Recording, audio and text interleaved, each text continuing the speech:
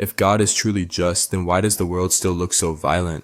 Wars, oppression, injustice from the Middle East to our own neighborhoods. That question has been on the hearts of believers for centuries.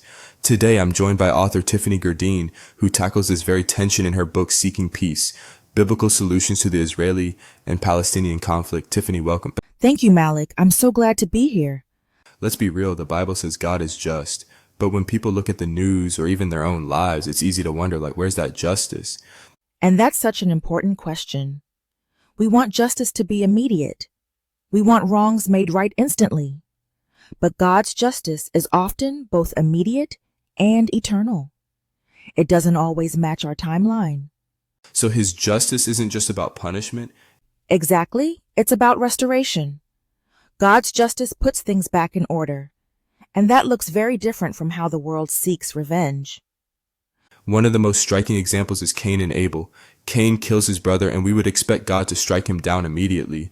But what happens? God confronts Cain, but instead of destroying him, he marks him.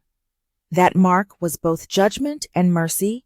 It declared Cain guilty, but also protected him from others seeking vengeance. That shows us something critical. God's justice includes both accountability and mercy. And that challenges us, doesn't it? Because we often want pure punishment. But God reminds us that true justice leads toward redemption. Tiffany, your book deals with one of the most difficult conflicts in the world, Israel and Palestine. How does this principle of God's justice speak into that? It reminds us that peace can't come through endless cycles of retaliation. God's justice calls us to see the image of God in every person. That doesn't erase accountability, but it means mercy and reconciliation are part of the solution. And that's true beyond the Middle East. Even in our personal conflicts, marriages, workplaces, communities, God calls us to pursue justice that restores, not just punishes. And of course, the ultimate picture of this is the stake. Humanity's violence collides with God's justice and mercy at once. Yes, at the stake, sin was judged completely. Justice was served. But at the same time, mercy was extended to us all. That's the paradox of a just God in a violent world. He doesn't ignore sin, but he doesn't abandon mercy either.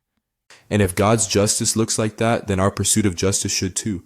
Tiffany, thank you for sharing these insights. Friends, this is just a glimpse of what she unpacks in Seeking Peace. If you've wrestled with how God's justice can exist in a world filled with violence, this conversation is just the beginning.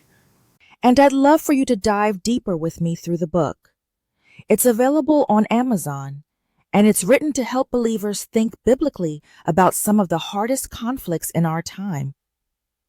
So here's the challenge. Don't just look at the violence around you and say, where is God? Look at the stake and see he's here. His justice is working, his mercy is real, and his peace is possible. I'm Malik Jordan, and this is Voices on My Book. Until next time, walk in his peace.